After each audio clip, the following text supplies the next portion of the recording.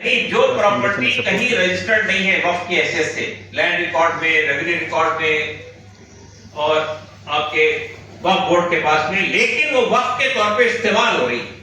مسجد ہے نماز ہو رہی ہے، سینکڑوں سال سے نماز ہو رہی ہے، قبرستان ہے وہاں دفن کیے جا رہے ہیں مردے، درگاہ ہے وہاں پہ سب لمبے عرصے سے ہے، تو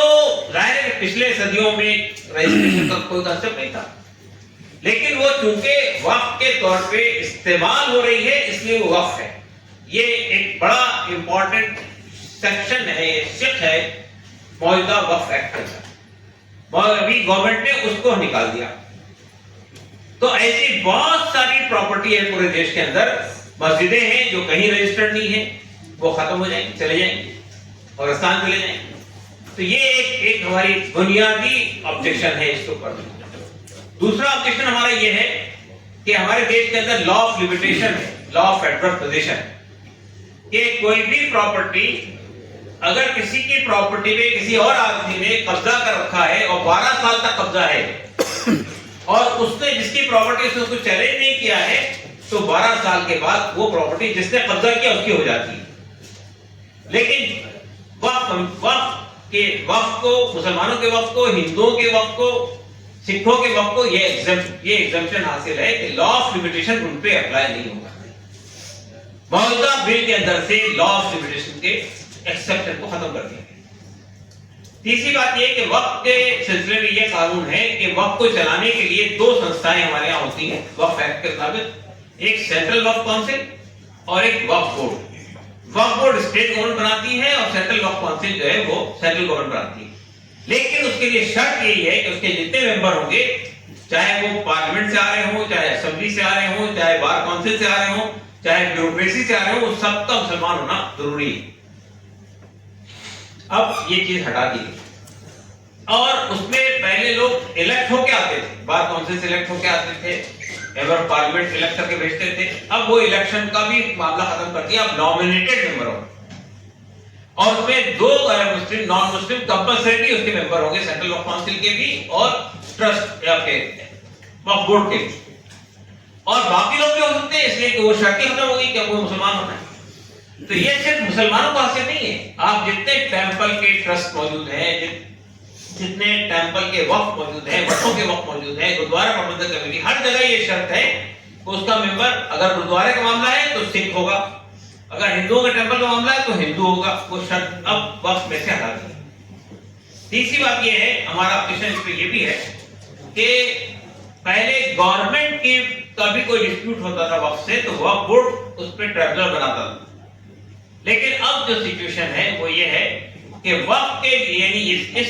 نئے امینڈمنٹ کے اندر ایک امینڈمنٹ یہ لایا جا رہا ہے کہ اس میں گورنمنٹ کی بھی ایک انٹری ہے۔ وہ گورنمنٹ سینٹرل گورنمنٹ بھی ہو سکتی ہے، وہ گورنمنٹ اسٹیٹ گورنمنٹ بھی ہو سکتی ہے، وہ میونسپل کارپوریشن بھی ہو سکتی ہے، وہ کوئی سیمی آٹونومس باڈی بھی ہو سکتی ہے۔ اگر اس کا کوئی کلیم ہے وقف کی کسی پراپرٹی کے اوپر میں، تو اس کا سیٹلمنٹ اب وقف بورڈ نہیں کرے گا، بلکہ وہ کرے گا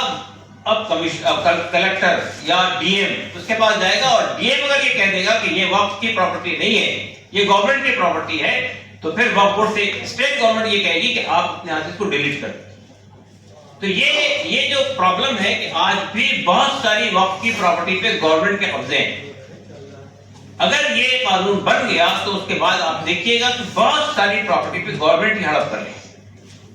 اسی طرح سے اس میں ایک بات یہ لائی جا رہی ہے کہ اگر کوئی وقف کی کرنا چاہتا ہے، کوئی آدمی اپنی پراپرٹی کو وقف کرنا چاہتا ہے،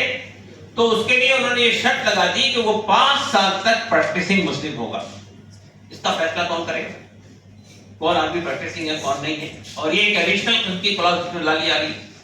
سوال کہنا یہ ہے کہ یہ جتنے پروویژنز ہیں، میں تو سب کے بارے میں بات کرتا ہوں، آپ سے 44 پروویژن کے، لیکن جو مین آبجیکشنز ہیں وہ میں نے آپ سامنے رکھے۔ ایک اور بات اس میں یہ ہے کہ کوئی پہلے نان مسلم بھی وقف کر سکتا تھا کوئی پراپرٹی اپنی، مسجد کے لیے بھی، قبرستان کے لیے بھی، اب وہ نان مسلم نہیں کر سکتے، یہ اس میں ایک کلوز لایا ہے۔ پھر ایک بات یہ بھی ہے کہ پہلے وقف کی پراپرٹی میں ہر 10 سال کے بعد وقف بورڈ جو ہے وہ سروے کرواتا تھا، اب سروے کمشنر اپائنٹمنٹ کا اختیار وقف بورڈ سے لے کر اب جو ہے وہ کلکٹر کے ہاتھ میں دیا جا رہا ہے، ڈی ایم کے ہاتھ میں دیا جا رہا ہے۔ پھر ایک اور بات یہ ہے کہ وقف کی پراپرٹی کے سلسلے میں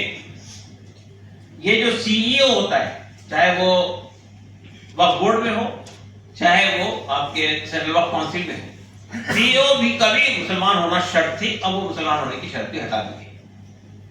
تو آپ اندازہ لگائیے کہ یہ جو وقف کے سلسلے میں ڈسکریمنیشن کیا جا رہا ہے، ہم اس لیے ڈسکریمنیشن کر رہے ہیں کہ آپ نے ہندو ہم نہیں کہہ رہے کہ آپ ہٹائیے، لیکن ہم سمجھتے ہیں کہ ان کو بھی حاصل ہونا چاہیے، لیکن جو پروٹیکشن ہندو انڈاؤمنٹ کو حاصل ہے، جو پروٹیکشن سکھ انڈاؤمنٹ کو حاصل ہے، آپ مسلم انڈاؤمنٹ سے وہ چیزیں چھین رہے ہیں، تو یہ ڈسکریمنیشن ہے، سیدھا سیدھا ڈسکریمنیشن۔ اب یہ مجھے بتائیے آپ کہ اس میں کہاں سے یہ بات آتی ہے کہ ہم وقف کی پراپرٹی جائیدادوں سے جو ہے غریبوں کا فائدہ پہنچانا چاہتے ہیں، حالانکہ پچھلی گورنمنٹ نے یو پی اے کی منموہن سرکار نے ایک اور پروویژن پیدا کیا تھا، وہ وقف ڈیولپمنٹ کارپوریشن کا، کہ ایسی بہت ساری وقف پراپرٹی جو ایسی پڑی ہوئی ہے، بنجر ہے، کوئی استعمال میں نہیں آ رہی ہے، ان کو ڈیولپ کر کے ان کو اس سے اچھا کرایہ وصول کر کے وقف بورڈ کی آمدنی بڑھائی جائے۔ وقف ڈیولپمنٹ کونسل پہ اس گورنمنٹ نے کوئی کام نہیں، اور جتنے امینڈمنٹ کیے گئے تھے 2013 میں اس کو امپلیمنٹ بھی نہیں کیا۔ تو ہمارا کہنا صرف یہ ہے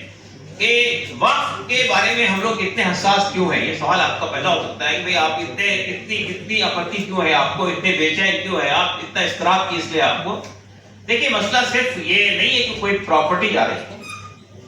مسجدیں جا رہی ہیں، عیدگاہیں جا رہی ہیں، قبرستان جا رہے ہیں، خانقاہیں جا رہی ہیں، مدرسے جا رہے ہیں۔ آج جبکہ ورشپ پلیسز ایکٹ موجود ہونے کے باوجود کتنی مسجدوں